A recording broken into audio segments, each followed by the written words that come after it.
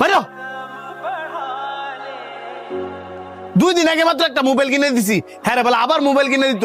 এমনি রমজান মাস চলে, রেস্টুরেন্টের ভিতরে 2টি আর বেচা কিনি নাই। সামনে হলো যে ঈদ, কর্মচারীর বেতন বোনাস দেবো কেমনে, সেই চিন্তা ইমাদত ঘুমায় না।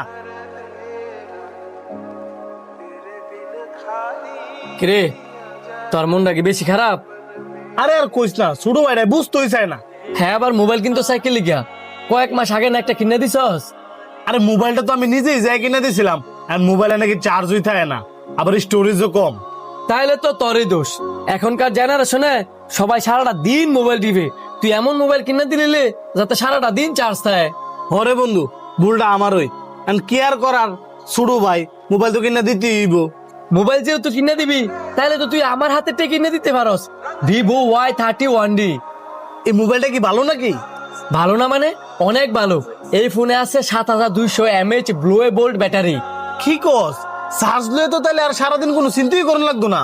তুই এই ফোনের লুকটা দেখছস, কি স্টাইলিশ আর ড্যাশিং।